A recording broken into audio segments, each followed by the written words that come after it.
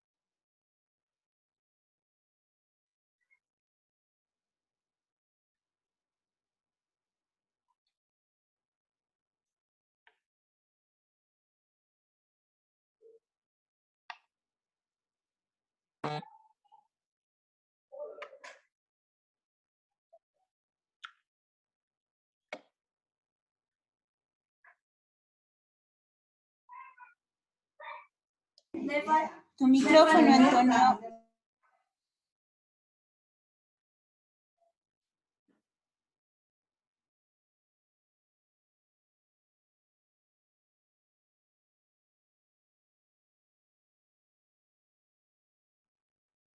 Ahora sí me escuchan todos. Muchas gracias. Bienvenidos, estimados doctores, a todos ustedes y a todos los participantes en este nuevo capítulo de este curso internacional de actualización médica y educación médica continua en pediatría. Soy Antonio Delgadillo de Droguería Inti. Este curso y este capítulo está siendo auspiciado por Droguería Inti para sus líneas Bimin, la línea de vitaminas, y la línea Nutrilon para su producto Nutrilon 4, y está siendo auspiciado por el Colegio Médico Departamental de La Paz y la Sociedad Paceña de Pediatría. Como ustedes pueden ver en la imagen, el capítulo de hoy es muy interesante, se refiere a imágenes radiológicas en patologías gastrointestinales. Quiero dar el tiempo a la doctora Carol Peláez Solís como moderadora. Hoy es la doctora Carol Solís, es médico pediatra, subespecialista en gastroenterología infantil. Su tiempo, doctora Carol Peláez, bienvenida, bienvenidos a los panelistas y a los médicos. Su tiempo, doctora. Su micrófono, doctora.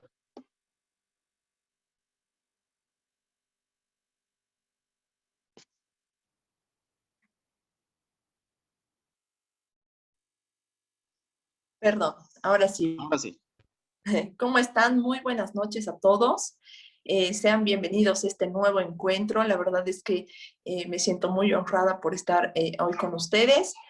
Eh, Este tema es muy interesante. Esto de las imágenes para nosotros es realmente apasionante y es un mundo.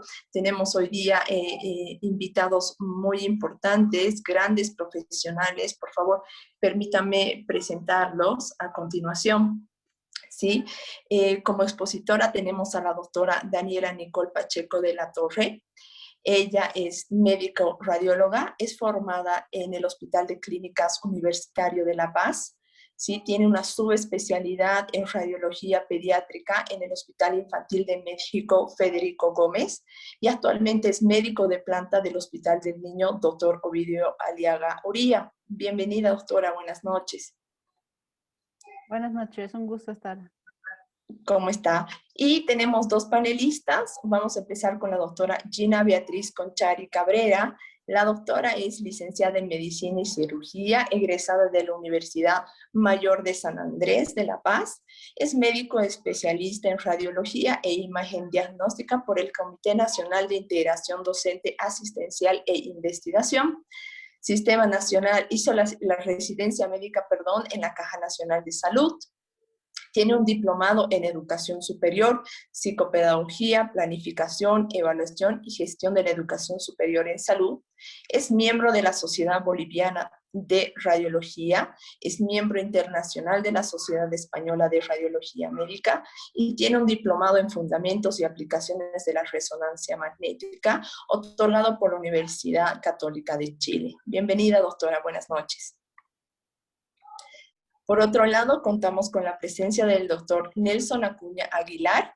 El doctor Nelson es médico cirujano, egresado de la Universidad Mayor de San Andrés, tiene la especialidad en radiología, realizó su residencia en el Hospital de Clínicas, tiene un posgrado en ultrasonido Doppler en el Hospital General de México, es subespecialista en tomografía computarizada en el Instituto Nacional de Ciencias Médicas y Nutrición de Salvador Subirán de México, en UNAM. Es subespecialista en radiología, intervencionista y terapia endovascular en el Hospital General de México, UNAM, y desempeña funciones en la Caja Petrolera de Salud, en la Caja de Salud de la Banca Privada, en el Instituto de Gastroenterología Boliviano-Japonés, y además es docente de radiología en la Universidad Mayor de San Andrés y en la Universidad Privada del Alto. Muy buenas noches. Doctora, le cedo su tiempo, por favor. Buenas noches. El tema que voy a dar ahora es radiología en abdomen. El tema es muy amplio y bueno, voy a tratar de abarcar todo lo que se pueda, ¿no? Todas las patologías prevalentes en nuestro país. Voy a compartir la pantalla. Bueno, vamos a dividir la exposición en dos partes, la radiología simple y la radiología contrastada, que son los dos estudios radiológicos que vamos a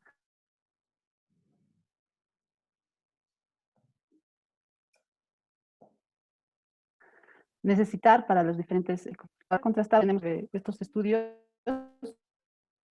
que nos van a poder ayudar a los pacientes. Dentro de la radiología simple, el hígado, la sombra del hígado, de los riñones, del vaso, la sombra del psoas en patologías inflamatorias peritoneales. Aquí tenemos un esquema que no debemos olvidar. Tenemos que reconocer las asas intestinales, el intestino grueso, asas delgadas, el estómago, píloro duodeno, que son importantes sobre todo en patologías abdominales en niños. También es importante acordar ciertas reglas que nos van a ayudar a identificar patologías gástricas, que son simples, son la regla de los 3, que se refiere a los pliegues gástricos. Por ejemplo, no deben haber más de 3 pliegues gástricos por encima del hiato diafragmático. Esto en caso de hernia de hiato. Los pliegues gástricos normales deben medir 6 milímetros en cuerpo y fondo. Los pliegues duodenales no deben tener más de 3 milímetros de grosor. El grosor de la pared intestinal debe ser siempre menos de 3 milímetros. Esto para descartar ileitis, colitis, ¿no? Las asas intestinales delgadas no deben tener un calibre mayor a 3. 3 o más niveles y los intestinos delgados son patológicos. Asas intestinales de intestino grueso no deben medir más de 6 y en el ciego no debe medir más de 9. Y en caso de que sea más de ese valor, cuando ya llegan a medir 12 centímetros, se tiene una inminencia de ruptura o perforación del intestino. Son reglas fáciles de recordar. En la radiología simple, las patologías que vamos a poder ver más frecuentemente son el hilo intestinal, tanto el paralítico como el mecánico. Vamos a revisar también patologías congénitas, malformaciones que hemos visto aquí en el hospital, la intususcepción que es frecuente, la apendicitis obviamente, y el neumoperitoneo. Existen otras patologías como cálculos, cuerpos extraños y que ya son más comunes, como la citis, que también se puede diagnosticar por placa simple, que la vamos a dejar por ser un tema ya muy extenso. Vamos a empezar con el hilo paralítico. El hilo paralítico, en sus sospechas, cuando pedimos una placa simple de abdomen, lo vamos a descartar cuando nosotros veamos una radiografía donde no veamos distensión de asas. Entonces, no se va a tomar más proyecciones que la que hemos pedido y se descarta. Si llegáramos a ver distensión de asas, ya sea delgadas o gruesas, podemos pedir más proyecciones que nos puedan ayudar a diferenciar qué tipo de patología es. Podemos pedir para ver en pacientes que se puedan parar para ver niveles hidroaéreos, una placa de pie, o en pacientes que no se puedan incorporar en terapias o que estén muy delicados, se pueden pedir proyecciones especiales, como el paciente se lo pone lateral y se pide con rayo horizontal y se pueden ver niveles hidroaéreos en paciente en decúbito. ¿Qué vamos a ver en las placas? Vamos a ver en este tipo de hilo, vamos a ver que se distienden, se pueden distender tanto estómago, intestino delgado, colon, dependiendo del segmento que esté afectado. La diferencia con el hilo mecánico es que vamos a ver, en este caso vamos a ver aire a nivel de recto. Eso nos sirve para diferenciar entre el hilo paralítico y el hilo mecánico. ¿Cómo podemos más o menos orientarnos en qué nivel está la obstrucción? Si es en yeyuno alto, vamos a ver 1 o 2 asas distendidas. Si es yeyuno ya medio, se ven más de asas distendidas. Y cuando es hilo distal, todas las asas del intestino delgado están distendidas. Entonces, más o menos así nos ubicamos el nivel de obstrucción. En el caso del ilio mecánico, vamos a ver asas distendidas en todo el abdomen. En pacientes acostados se va a ver de esta forma. En pacientes de pie vamos a ver niveles hidroaéreos, podemos ver de intestino delgado o de intestino grueso, dependiendo el nivel de la obstrucción. Y la diferencia que decíamos, no vamos a ver ilio a nivel de aire a nivel de recto, en la placa lateral. En caso de un cuadro oclusivo alto, vamos a ver asas distendidas con las válvulas conniventes que se ven radiopacas, son estas líneas blancas, radiopacas, que van de una pared a la otra del intestino. Y las asas se van a ver generalmente centrales. Esto es cuando es una oclusión de tipo alta. Podemos también diferenciar en la placa simple la presencia de líquido libre, es cuando ya el cuadro está más complicado. Aquí en esta placa vemos que el hueco pélvico se encuentra radiopaco y es por presencia de líquido en cavidad. En un cuadro oclusivo bajo vamos a ver asas distendidas, generalmente en intestino grueso, con presencia de austras, y sí podemos ver las bandas radiopacas, pero estas no van a cruzar como la anterior placa, se van a ver solamente parcialmente sin ir de una pared a otra. Y la distensión, como es oclusiva baja, van a ser va a haber distensión del colon. Este es un caso de un pacientito que tenía una aganglionosis del colon descendente, donde en la placa simple se veía distensión del colon transverso y parte del ángulo esplénico. En un estudio de contrastado de colon se vio que existía disminución marcada del calibre del colon descendente y sigmoides. Este es un resumen, un cuadro para poder diferenciar entre lo que es un hilo paralítico y un hilo mecánico. Como habíamos dicho, todos los segmentos en el hilo paralítico pueden estar distendidos y dependiendo de la patología y de la gravedad, van a ir avanzando los diferentes segmentos. Y hay gas a nivel de recto. En asas distendidas que se ven centrales, vemos las válvulas conniventes que cruzan de pared a pared y se ve distensión de intestino delgado, vamos a ver un hilo oclusivo alto. Con asas periféricas, donde se vean austras y distensión del colon, es un hilo oclusivo bajo. Obviamente ya es una emergencia quirúrgica, ¿no? Otra patología que vemos en obstrucciones intestinales en neonatos frecuentes son las obstrucciones gástricas y las obstrucciones duodenales, donde vamos a ver dos signos importantes en las placas que tendríamos que poder reconocer: el signo de la burbuja única y el signo de la doble burbuja. El signo de la burbuja única se va a ver cuando exista obstrucción del antro gástrico o el píloro. Puede ser en caso de una conexión de esternón incompleta y presencia de membranas.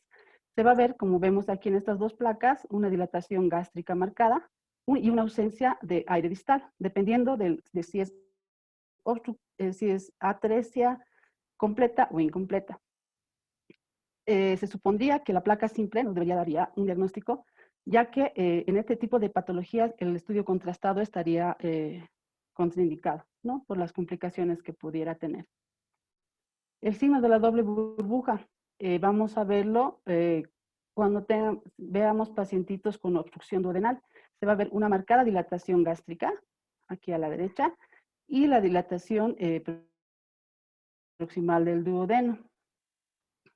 En este caso, si vemos aire distal, podemos estar hablando de una estenosis, una compresión extrínseca que no está dejando pasar, una malrotación o bandas peritoneales. Y si no vemos aire distal en intestino atresia. La atresia duodenal es la patología más frecuente. La mayoría, el 80%, se encuentra a nivel de la ampolla de Vater y nos va a producir unos vómitos característicos biliosos. Entonces, si tenemos un paciente con esas características de vómitos que no pueden alimentarse y son biliosos, pues tenemos que pensar en una atresia duodenal. En la placa simple vamos a ver el signo de la doble burbuja y en este caso sí vemos ausencia de aire a nivel de intestino distal.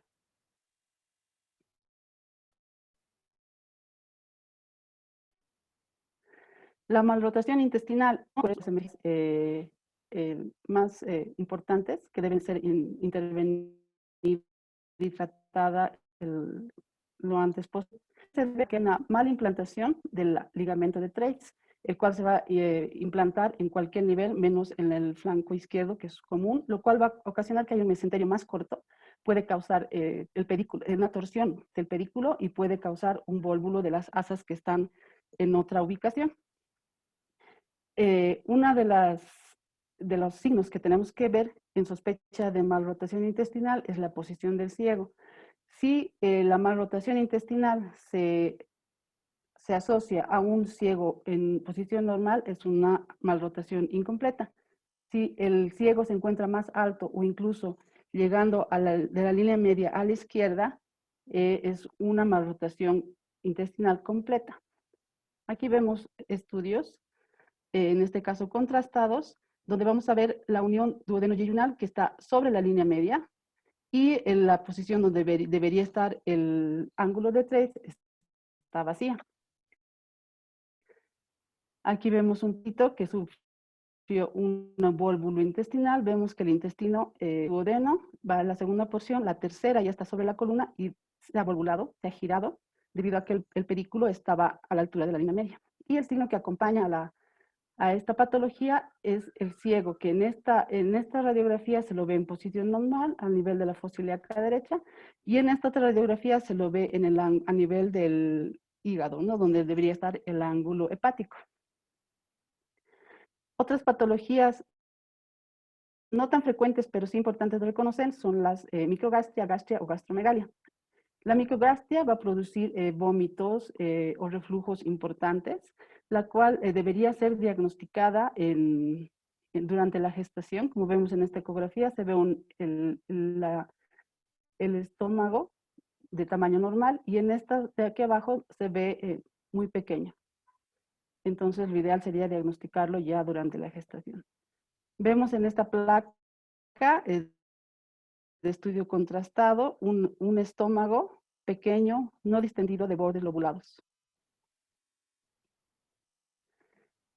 En estas dos radiografías vemos una dilatación marcada de la cavidad, de la cavidad gástrica y no se observa aire a nivel de asas distales. Obviamente podemos sospechar aquí, aparte de una gastromegalia, en una atresia duodenal. La atresia rectal o ano perforado es una patología muy frecuente que tenemos en el hospital. Se puede diagnosticar por una radiografía simple, donde vamos a ver, como tenemos aquí, distensión de asas intestinales, con presencia de abundante aire en su interior, y obviamente el antecedente de no haber eliminado el meconio.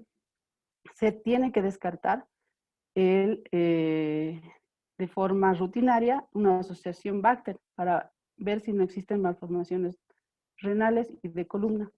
Aquí vemos un pacientito donde se le realizó un estudio que llamamos invertograma, se lo pone al pacientito boca abajo y con la caderita más elevada, cosa que el aire del intestino vaya hacia el muñón rectal y se pueda ver este muñón y se mide la distancia hasta la región anal, donde se pone una marca radiopaca. Aquí vemos las malformaciones que pueden estar asociadas a esta patología, donde se ven vértebras fusionadas, se ven vértebras en mariposa. En este caso hay un hemisacro derecho y no tiene el coxis. La intususcepción también es una patología frecuente que podemos sí sospecharla, no tanto confirmarla por radiografía simple, pero sí vamos a ver que hay signos que nos pueden ayudar, ¿no? Como todos sabemos, es una patología que se presenta en niños pequeños de los 6 meses a los 2 años.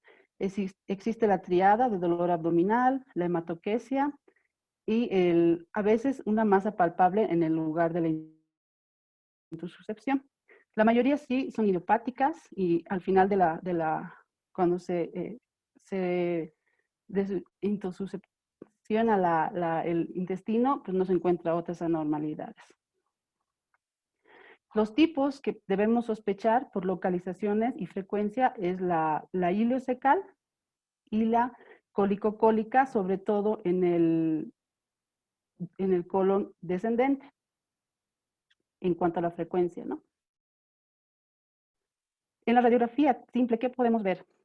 Vamos a ver una masa radiopaca, redondeada, que si la comparamos con la imagen ecográfica, que es en realidad el estudio diagnóstico, se parece, tiene dos capas, una por fuera, que sería el intestino que está intususceptando a la imagen redondeada que está en su interior. ¿Cómo podríamos descartar cuando vemos aire y contenido de heces en todo el marco colónico y no se ve ninguna imagen como la que vemos en la radiografía? En cuanto al tratamiento, mucho se habla de la reducción no quirúrgica, que es un enema de aire, un colon por enema. El problema de este tratamiento es que muchas veces llega al fracaso debido a que los síntomas han sobrepasado las 48 horas. El paciente generalmente está deshidratado por la patología y llega ya con obstrucción, con niveles a nivel del intestino delgado por la obstrucción. En cuanto a la edad, pues no hemos tenido niños, hemos tenido niños alrededor de los 2 años, 5 meses, entonces por el tiempo de evolución no se les ha realizado. Y en los riesgos, lo que se puede confirmar durante la ecografía, los datos de isquemia y necrosis, entonces dependiendo de eso, se puede uno animar a hacer una reducción por un colon por enema. La apendicitis, también un cuadro que se puede diagnosticar o por lo menos sospechar mediante una placa de abdomen simple, donde vamos a poder ver un hilio reflejo con un asa centinela en el fósil ilíaca derecha. Puede haber un aumento de la opacidad del cuadrante inferior derecho debido al proceso inflamatorio del meso. Podemos ver engrosamiento de las paredes del ciego. Y vamos a ver que la grasa del psoas, la línea del psoas está borrada. No se ve como en el lado izquierdo. Aquí vemos en esta radiografía, podemos ver también un apendicolito. Es una imagen radiopaca redondeada. Vemos el asa centinela en esta otra placa. Vemos aquí una imagen tenue radiopaca redondeada que es debido al proceso inflamatorio localizado en fosa ilíaca derecha. Y en esta otra placa vemos el borramiento de las líneas troperitoneales del abdomen. Vemos ya líquido libre en cavidad pélvica y vemos un hilio donde vemos asas centrales, lo que nos da un indicio de que es una patología ya complicada. El neumoperitoneo. Es importante tener ya sea una proyección de abdomen de pie o una proyección de tórax, donde se pueda ver la cúpula diafragmática, donde vamos a ver aire subdiafragmático. Si el paciente no se puede incorporar, tendríamos que hacer una proyección lateral con rayo horizontal para poder ver el nivel. En estos casos se debe dejar al paciente un momento, unos 5 minutos de ese lado, para que el aire pueda ubicarse entre la pared abdominal y la sombra del hígado, ¿no? Sería una decúbito lateral izquierdo. Esta proyección es muy efectiva, ya que incluso se han llegado a detectar hasta 1 cc de aire en esta posición. Entonces sí es recomendable en pacientes que no se puedan incorporar. Pasamos a los estudios contrastados, donde vamos a ver las patologías más frecuentes, un poco resumidas porque son bastantes. Vamos a ver por tipos de estudios. Tenemos la mecánica de la deglución. Esta mecánica va a depender de los estadios de maduración que tenga el niño, ya que sabemos que van a ir desarrollando durante la gestación los diferentes reflejos y coordinación de la succión y deglución, dependiendo la maduración que tengan. Por ejemplo, una coordinación de la succión deglución, ya debería estar establecida entre las 32 y 34 semanas. La succión, deglución y respiración ya en un bebé de término a las 37 semanas. Y obviamente en los bebés prematuros estas coordinaciones o reflejos no van a estar todavía establecidos y pueden ser causas de alteraciones en la mecánica y obviamente se les solicita este tipo de estudio. ¿Qué vamos a valorar en este tipo de estudio? Es una fase oral que en un paciente normal debería durar 1 a 2 minutos, 1 a 2 segundos, donde se prepara, hay una fase de preparación al ingresar el alimento y una fase de expulsión cuando pasa a la faringe. La fase faringea debería durar 1 segundo, que es en lo que pueden empezar a deglutir el alimento, y la fase esofágica, obviamente, cuando ya pasa al esófago, entre 8 y 10 segundos. Estas fases se van a ver alteradas, no existan, como les decía, el desarrollo de los reflejos acordes a la edad. En las diferentes estructuras que forman todo el paso en la que realizamos la mecánica deglutoria, la deficiencia va a ser la que nos va a dar los resultados. Como ven, las indicaciones para la mecánica de deglución es amplia. Hay fracasos de la alimentación, sospechas de aspiración, disfagias, alteraciones del sistema nervioso, el labio y paladar hendido que es frecuente, atresias esofágicas y un sinnúmero de indicaciones a las cuales se debe analizar y ver obviamente la sintomatología para poder solicitar este estudio. Esto debido a que hay muchas cosas en las que debemos evaluar durante este estudio. No es lo mismo pedirle un estudio a un paciente que pueda succionar o pueda deglutir o tenga la opción de tener esos reflejos que deberían estar desarrollados, a que nos soliciten este estudio en un paciente que esté intubado, por ejemplo, donde no vamos a poder valorar estos conceptos que son si el paciente se aspira, si existe penetración del contraste de forma normal, o sea, no normal, pero de forma espontánea a vía aérea superior, si existe residuo en las estructuras al paso del contraste, si hay reflujo. Entonces todo eso necesita que el paciente esté consciente, obviamente. Aquí vemos las fases que les decía. Tenemos una fase oral, que es el paso del contraste por la cavidad oral, que es la fase inicial o preparatoria, y la fase expulsiva. Tenemos la siguiente fase, en la fase preparatoria, perdón, vamos a evaluar el reflejo deglutorio y la incompetencia velopalatina. En la fase ya faringea vamos a evaluar la ectasia en valéculas, si se asocia a una alteración en el reflejo epiglótico, nos puede producir aspiraciones, ¿no? Aquí vemos un pacientito, se le ha realizado una una mecánica de deglución donde se ve que está deglutiendo. No existe una incompetencia velopalatina, pero al seguir administrando contraste, como se ve aquí en la primera proyección, vemos que hay ectasia en las valéculas y posteriormente al pasar más contraste, se ve que hay una incompetencia del reflejo epiglótico, dejando que pase contraste a tráquea. Entonces ahí vemos ya una alteración en la fase faríngea. Aquí vemos otro pacientito que produce mucha retención a nivel de la faringe, en las valéculas, y paso claramente a vía aérea superior. Igualmente en él se ve un paso a vía aérea filiforme, a vía aérea superior. En este pacientito solamente se vio paso a tráquea. Es importante, como en este caso, informar al radiólogo, al que va a hacer el estudio, los motivos por los cuales se está pidiendo un estudio.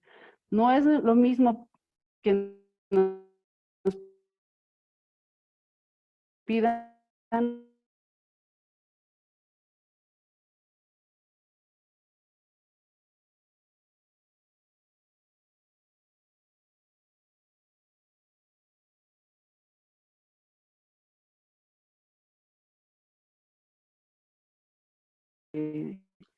más daño en las vías aéreas, ¿no?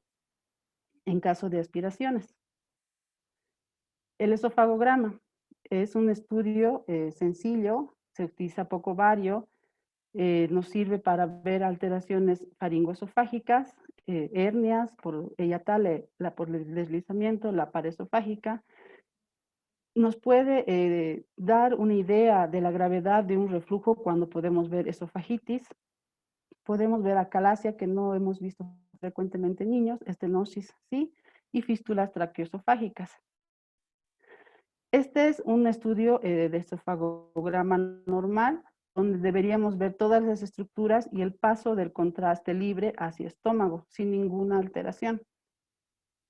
En el caso de atresias, por ejemplo, vemos aquí un paciente que tiene, le pusieron una sonda nasogástrica, en la cual vemos que la sonda se vuelve y se da la vuelta en el fondo ciego que tiene el esófago. En él se realizó un estudio contrastado y no se vio paso de contraste a esófago distal. Esto sería en caso de atresia esofágica. En el caso de estenosis podemos ver un paso a veces filiforme, con una dilatación preestenótica siempre, y un paso filiforme en este caso a esófago. También podemos ver en esofagogramas perforaciones. Aquí vemos una perforación esofágica con salida de contraste a mediastino. Vemos aquí una fístula esofágica a mediastino, aquí por detrás de la tráquea. También podemos ver a veces fístulas esófago-traqueales, dependiendo de la válvula, si es de salida por esófago o si es de salida por la tráquea, ¿no? En cuanto a la serie esófago-gastroduodenal, la patología más frecuentemente solicitada es el reflujo gastroesofágico. Sabemos que el reflujo es el retorno del contenido gástrico al esófago o a la boca de forma esporádica o de forma en un periodo postprandial, perdón. Puede ser debido a una inmadurez en la pared esofágica, la incompetencia del esfínter esofágico inferior o una alteración en la anatomía del esófago intraabdominal. Muchas veces se cree que la serie esófago-gastroduodenal es el estudio para diagnosticar el reflujo. Sin embargo, muchas veces este estudio nos sale normal, sobre todo en pacientes que tienen un reflujo fisiológico, que obviamente el rato del estudio no presentan reflujo. Pacientes con reflujo diagnosticado por pH-metría durante el estudio de la serie pueden no presentar reflujo, lo cual tampoco es fisiológico, ¿no? Obligarle a que presente reflujo. Lo que sí es importante valorar en pacientes ya sea con serie normal o serie patológica es el ángulo de His.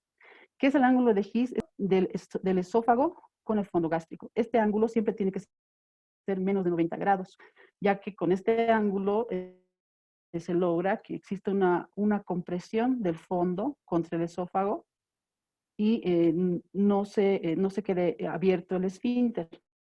Importante ver en un estudio es el tamaño, la distancia de esófago que es abdominal, ya que si esta distancia es menos de 3 centímetros,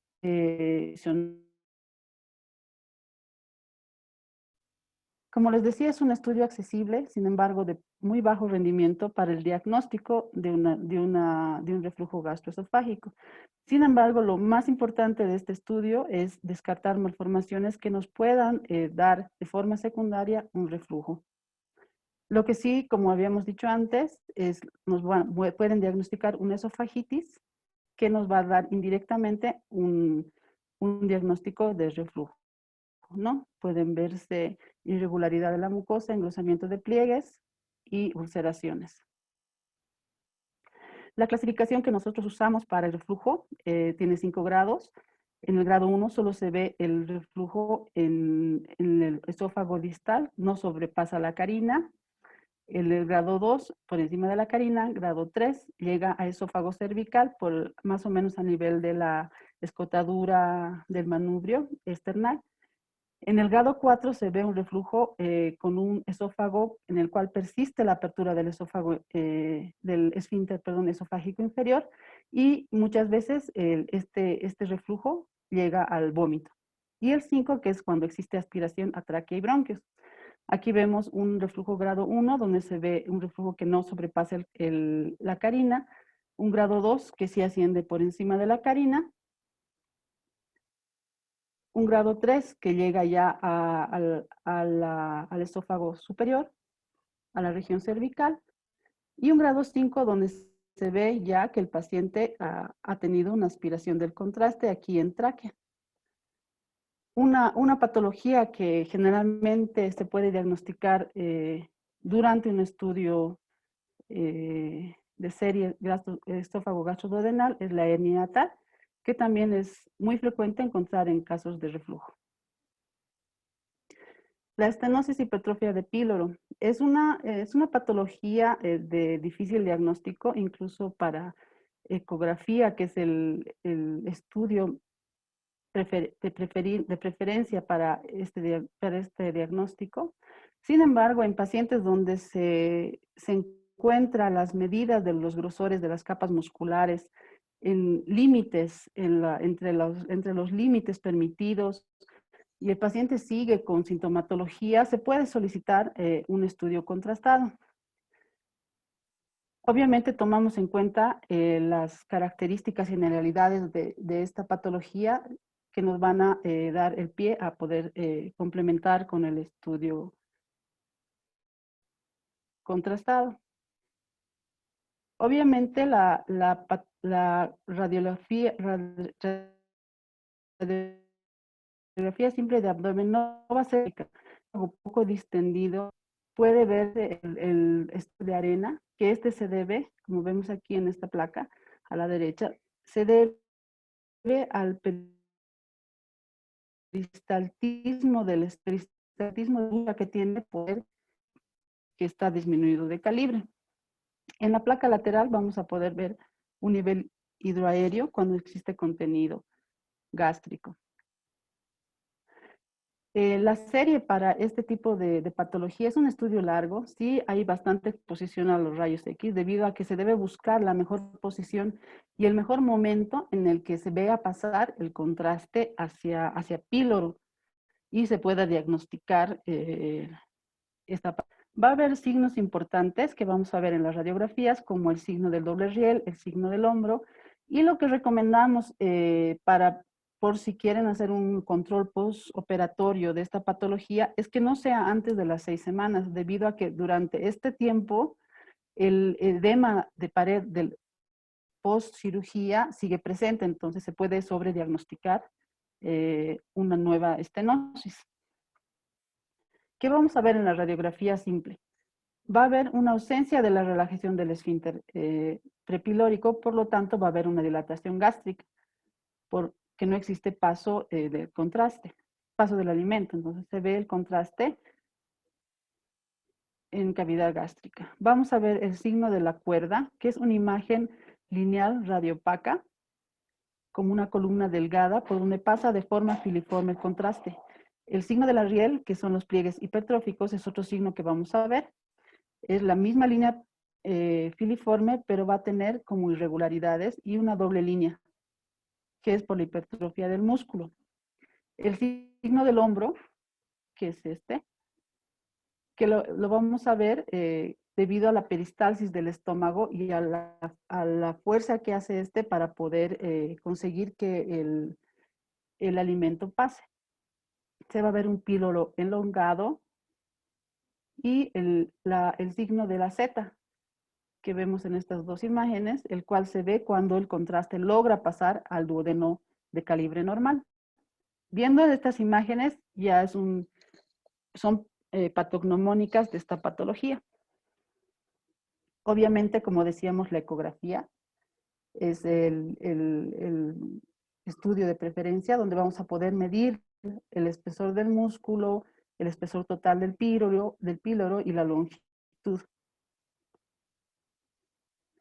El colon por enema, la patología más frecuente en los estudios que nos solicitan, el descartar una enfermedad de Hirschsprung.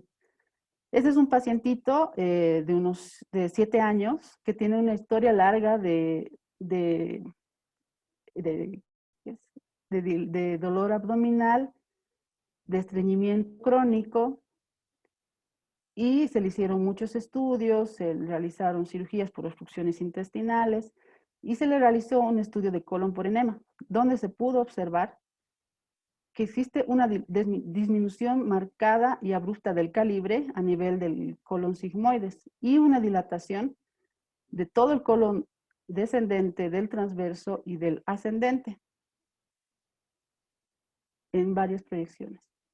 Se ve que no existe dilatación a pesar del contraste que se le ha administrado. Se le ha realizado la biopsia y obviamente salió aganglionosis. El dólico megacolon también, y como el anterior paciente, un paciente que tenía una historia larga de estreñimiento, dolor abdominal y distensión, se le ha realizado un colon por enema y se ve una marcada elongación del colon sigmoides, del colon descendente, existe incluso dilatación del colon transverso llegando al ángulo hepático. Se ven múltiples acodaduras y es una patología frecuente que se ve en niños. El colostograma distal también frecuente y consecuencia de muchas de las patologías que hemos visto, como estenosis, como atresias intestinales, patologías inflamatorias, infecciosas de intestinos, donde se requiere hacer un colostograma para una reposición, un estudio que sea antes de la cirugía de reposición de un colostograma. Aquí vemos esta placa lateral, la introducción del contraste por el muñón distal, donde se va a ver un colon sigmoides de paredes regulares. Normal, obviamente aquí en la placa AP, igual. No se ve salida del contraste a región anal. Este es un pacientito con ano imperforado al cual se le va a restituir en una cirugía posterior. En este tipo de estudios se debe tener en cuenta que muchos pacientes, debido a la patología que han tenido, que obviamente es de una malformación congénita, podemos encontrar diferentes tipos de fístulas.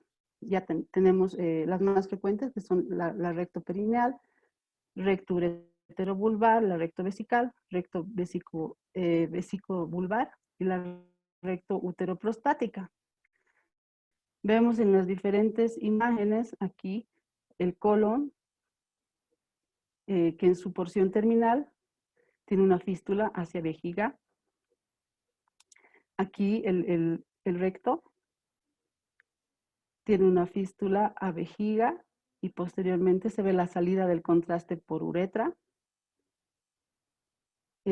Aquí vemos un pacientito también que se le ha hecho un colostograma donde vemos que existe una atresia de la porción distal del colon descendente en proyección lateral, y este es en proyección anteroposterior. Y este es un pacientito al que se le ha hecho un colostograma y se ve una fístula hacia la región vesical con salida de contraste, igualmente por uretra.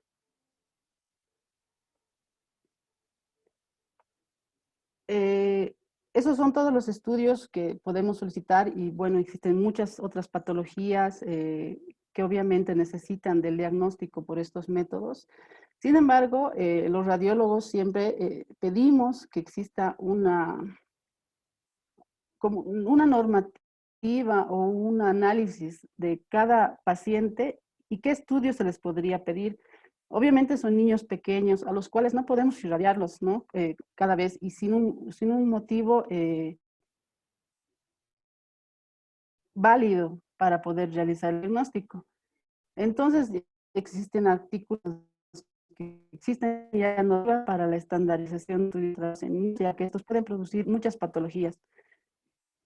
Tengo aquí un ejemplo, solo así para mostrar, podemos niños, por si acaso, ¿no? Un esofagograma, por ejemplo, equivale a 75 placas de tórax. Es lo que un niño podría irradiarse al ambiente, digamos, al sol, por 8 meses seguidos. Un colon por enema, que es obviamente más proyecciones, y el campo de radiación es mayor. Son 350 equivalentes a 350 placas de tórax y 2.3 años de radiación al sol. Entonces, tomando en cuenta estos parámetros, yo creo que hay que pensar bien en qué estudio pedir y si realmente es efectivo para los niños, ¿no? Porque sí es bastante la radiación que se les realiza. Y con esa reflexión yo termino mi exposición.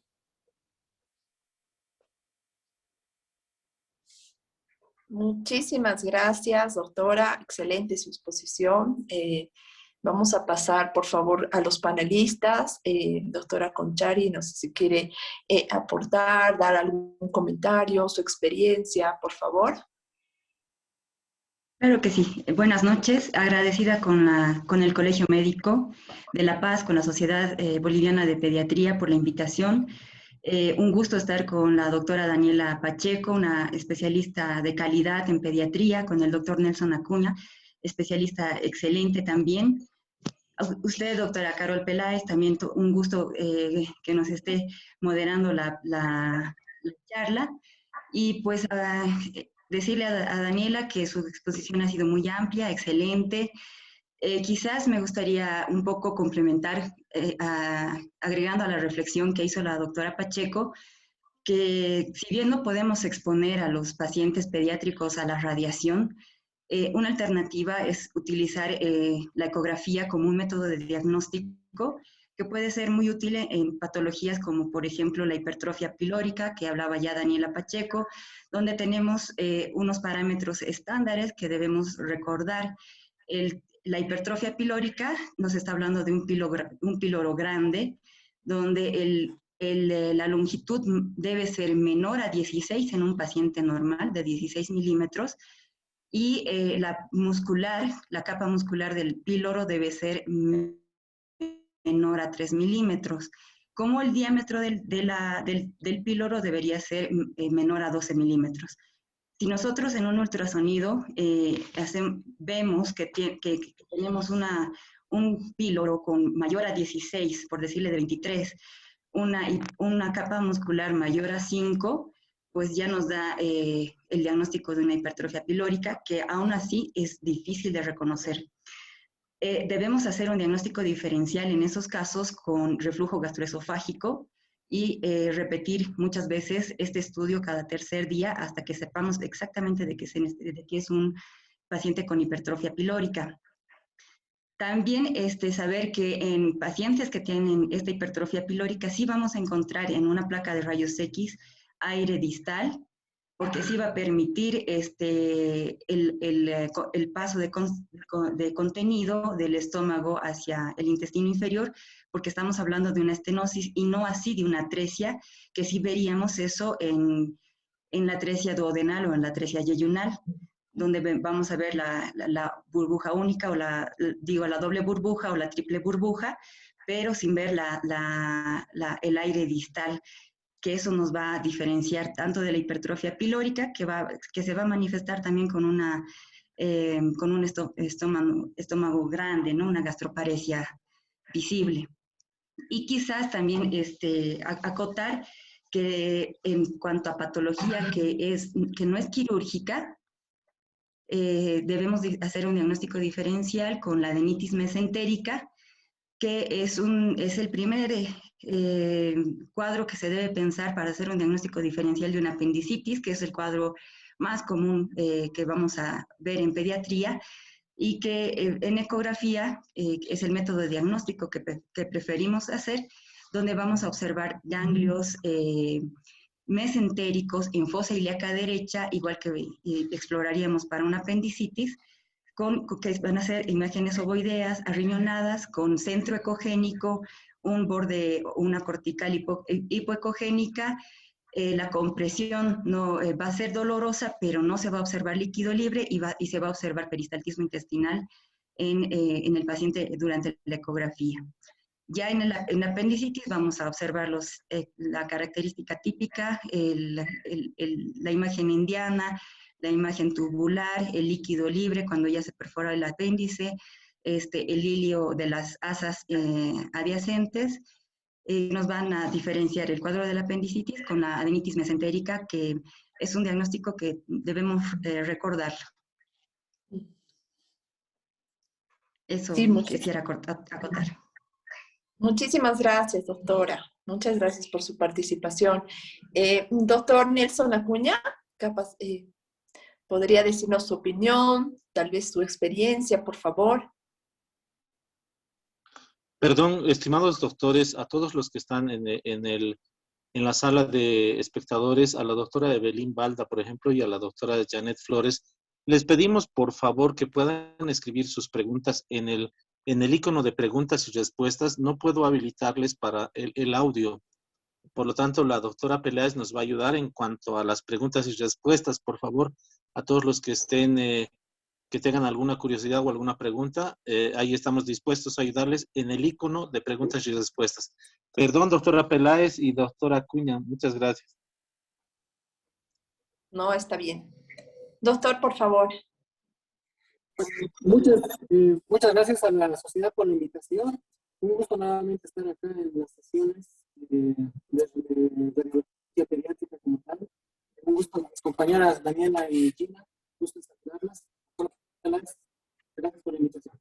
En cuanto a esta parte de la radiología pediátrica en abdomen, como tal, es un tema bien amplio. Yo le decía a Daniela que vas a tocar el tema porque es muy amplio.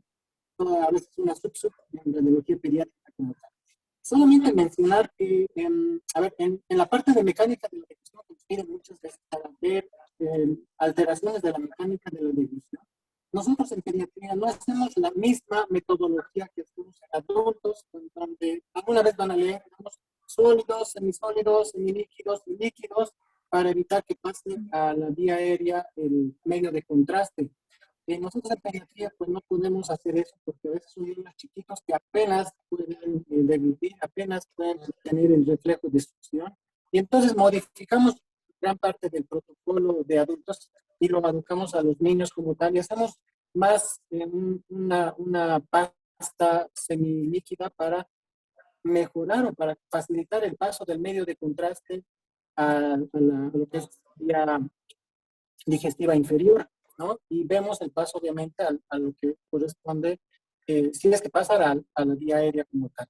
Usamos dos medios de contraste, es importante que lo sepan, dos medios de contraste positivos que utilizamos en todo el tubo digestivo. Uno es el contraste hidrosoluble, le denominamos, que es el contraste iodado, que es el mismo que usamos en tomografía computarizada. Entonces, dependiendo de la patología que vaya a tener el niño, usamos este medio hidrosoluble o el medio de contraste que es el bario, que es un polvito que lo diluimos en agua y le damos de beber al niño, o hacemos el colon por enema.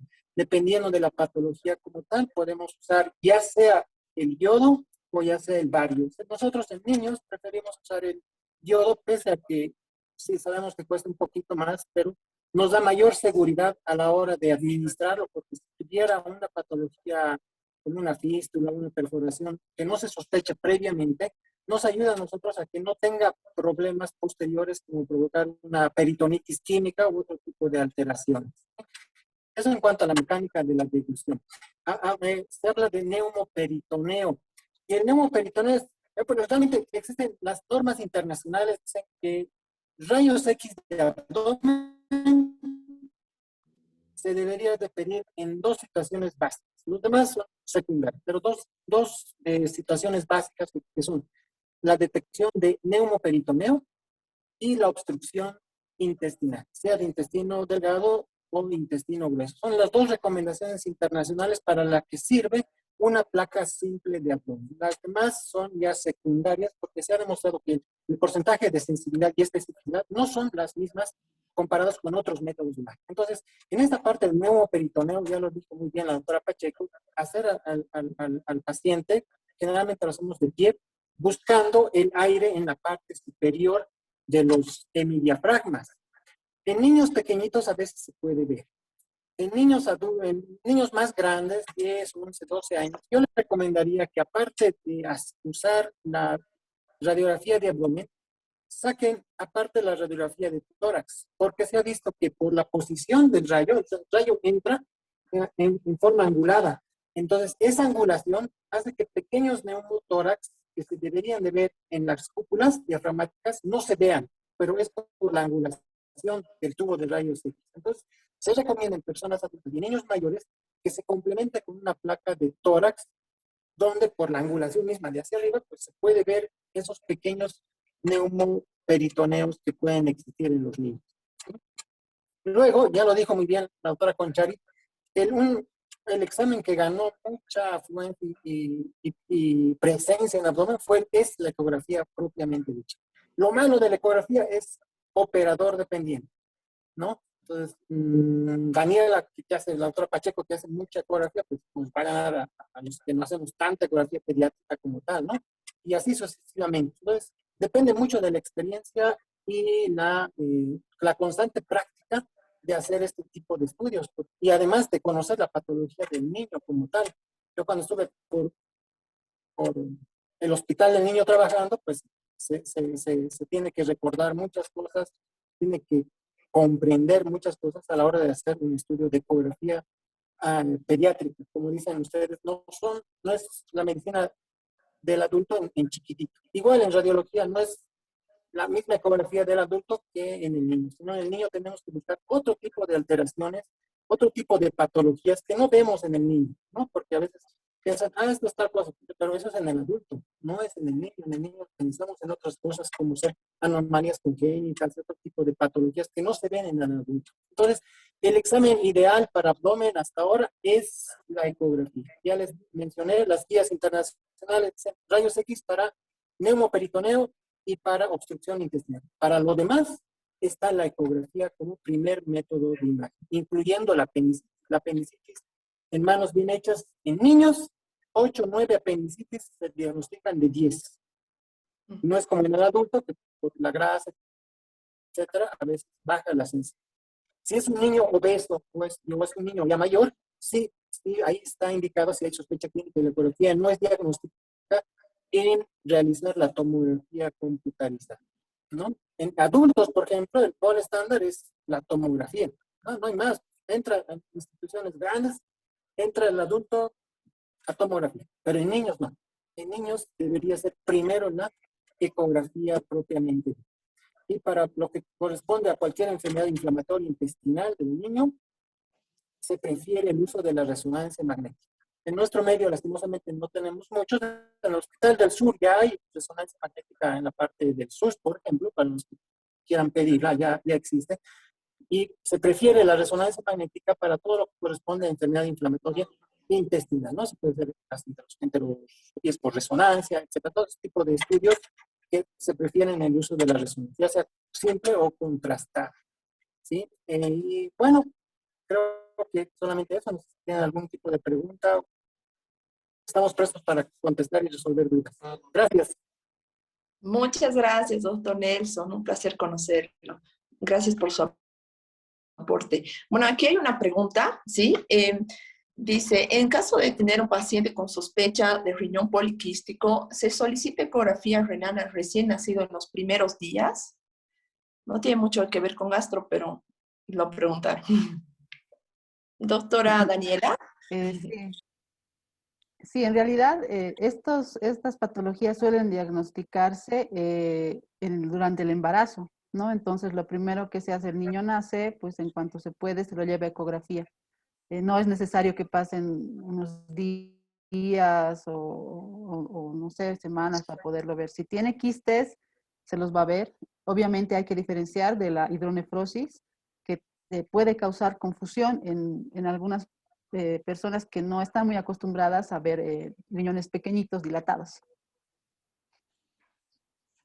Perfecto, muchísimas gracias. Doctora Conchari, perdón, acá tengo otra pregunta, ¿sí? Primero que los felicitan por la ponencia de la doctora Pacheco y también a los doctores panelistas, ¿sí? Quisieran saber cuál es la opinión acerca de qué estudio es el mejor para la enterocolitis necrotizante. Doctora Conchari. Bueno, para la enterocolitis necrotizante, bien, nos sirve también una placa simple una placa simple de abdomen donde vamos a ver los signos clásicos de un problema inflamatorio intestinal.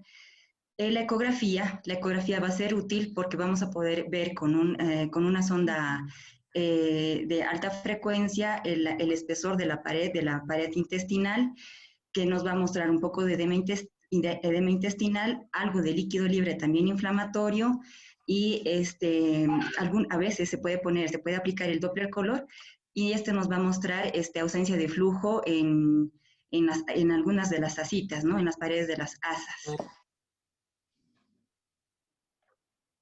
Perfecto. Muchísimas gracias, doctora Jenna. Bueno, ahora voy a leer otras preguntas que acaban de llegar, pero yo tenía una pregunta, ¿sí?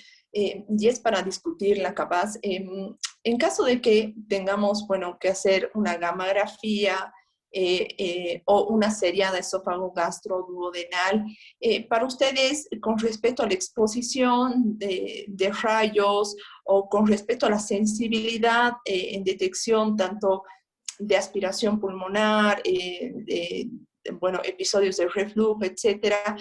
No sé cuál es su opinión, qué han leído al respecto. Doctor Nelson Acuña tal vez nos podría ayudar con esta pregunta. Sí, muy buenas.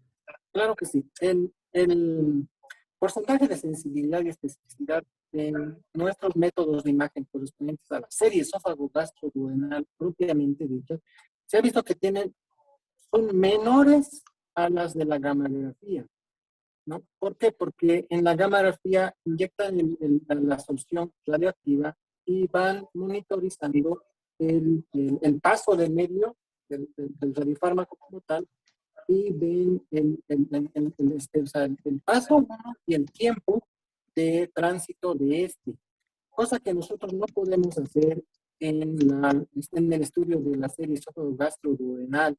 ¿Por qué? Porque nosotros lo que hacemos es irradiar al paciente al realizar la serie. En cambio, ellos detectan, las cámaras detectan la radiación ya puesta en el niño. Esa es como la explicación que yo tengo entendido de por qué la gamografía podría superar a la serie esófago gastroduodenal en este caso de la serie esófago, del reflujo gastroesofágico como tal, como mencioné. No sé si, Daniela, tienes otro concepto, es lo que yo lo había conocido como tal. Gina. Sí, sí. Sí, en realidad sí es así, ¿no? Es más específica para el reflujo y es menos dañina en cuanto a la radiación, ¿no? Porque al niño en la serie esófago gastroduodenal se le ve hacer proyecciones de cuando está deglutiendo del esófago, el paso al esófago, el estómago, el duodeno y todo, ¿no? Entonces por lo menos unas 6 placas, 8 placas, dependiendo de la patología que encontremos.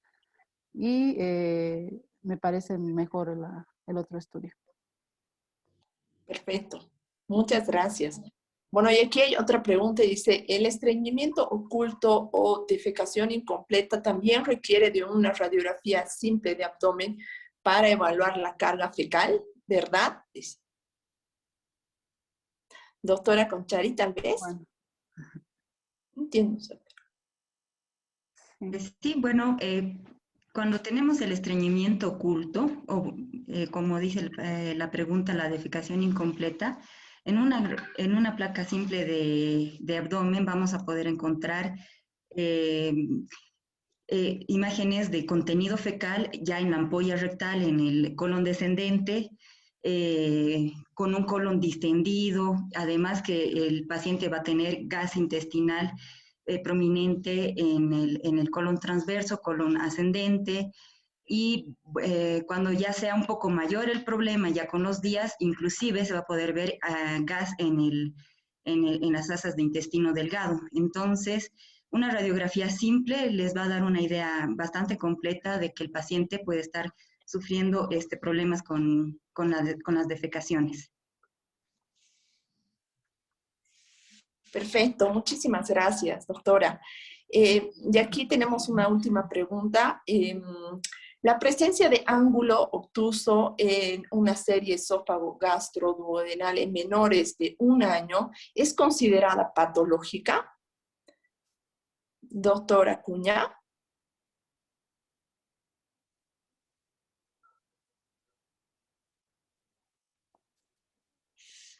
Sí, bueno, creo que se refiere al ángulo entre el esófago y el cardio, ¿verdad? La curvatura como tal. Si es obtuso o es abierta, pues sí se consideraría como patológica porque nos indicaría probable reflujo o alteración anatómica a dicho nivel. Perfecto. Muchas gracias. Bueno, aquí todos los están felicitando, ¿sí? Por la excelente exposición, por las excelentes respuestas, por su aporte, ¿sí? No hay otras preguntas. No sé si alguien más quisiera dar unas últimas palabras, tal vez acotar algo más. Doctora Pacheco. No, nada más recomendar, ¿no? Que se trate de siempre pedir el estudio indicado para la patología que estamos buscando. Si hay un reflujo, pues podemos pedir una serie para descartar malformaciones y si hay un trastorno de deglución, pedir la mecánica y no, por si acaso, la serie o el colon, ¿no? Entonces, tratar de especificar para evitar radiación en los niños, ¿no? Para evitar riesgos posteriores. Eso nada más. Sí, es verdad, ¿no? O sea, el reflujo, por ejemplo, es una patología muy frecuente, ¿no? Para nosotros los gastroenterólogos. Y si bien en las series están indicados, ¿no? Hacer una seriada, creo que con la clínica y el tratamiento uno lo va llevando, ¿no? Y no siempre pedir como de rutina la seriada o la gamografía, ¿no? Si el paciente no andara tal vez con el tratamiento, entonces uno ahí sí pues mediante, ¿no? Pero, por ejemplo, yo no lo hago así como de rutina como tal, ¿no? Gracias, doctora. Doctora Gina.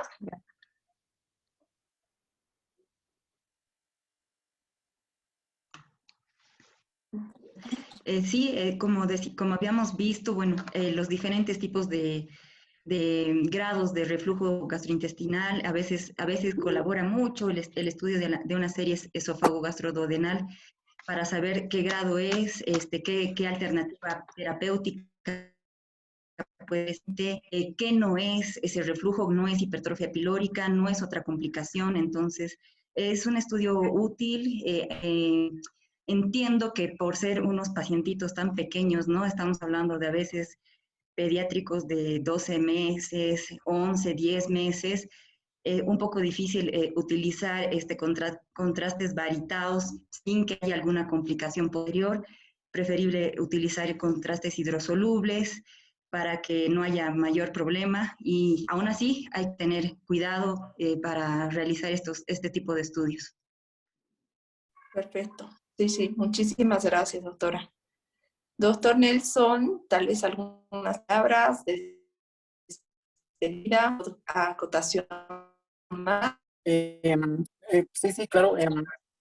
Creo que lo más importante que se debe llevar acá de la parte de obstrucción es, como mencionó la doctora Pacheco, la regla de los 3.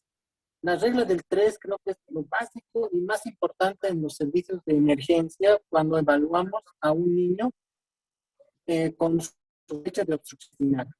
Bien lo mencionó la doctora, tienen que medir el diámetro del intestino delgado menos de 3 centímetros.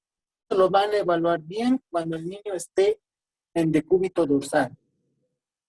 Los niveles aéreos evalúan con el abdomen de cúbito dorsal. Alguna vez me mandan las dos placas.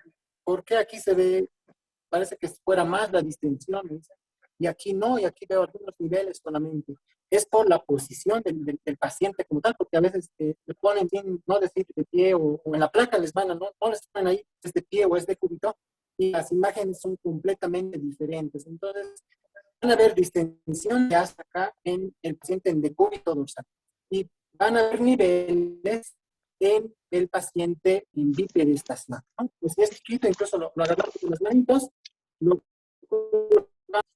pero eso es importante que recuerden, ¿no? Niveles hidroaéreos, siempre el paciente de pie. Si está recostado, jamás van a haber niveles hidroaéreos, solamente van a ver las asas distendidas, ¿no? Creo que como último mención decirle solamente eso. Luego, para todo lo que son órganos macizos en el abdomen, incluso pelvis, la ecografía basta y sobra en muchos casos. Nada más, gracias. Perfecto, muchísimas gracias. De verdad que un tema que es apasionante, ¿no? Tiene muchas patologías y para nosotros como gastroenterólogos sí es un complemento necesario muchas veces y nos ayuda mucho a llegar al diagnóstico, ¿no? Les agradezco mucho a todos, a doctoras, doctor, por su presencia, por sus acotaciones, ¿sí? Su excelente exposición, doctora Pacheco. Espero verlos en una próxima oportunidad. Muy buenas noches a todos. Hasta luego. Muchas gracias. Buenas noches. Gracias. Chao, hasta luego. Buenas noches, muchísimas gracias a todos por participar, a todos los panelistas y a los expositores. Los esperamos el próximo miércoles también, el 21 de abril, con una nueva charla, un nuevo tema para todos, para poder nutrirnos y nutrir nuestros conocimientos. Muchas gracias, doctores, doctora Peláez, doctora Pacheco, doctora Conchari y doctor Acuña. Muchísimas gracias. Nos próximo miércoles. Gracias. Hasta luego, doctores. Hasta luego. Buenas noches. Buenas noches.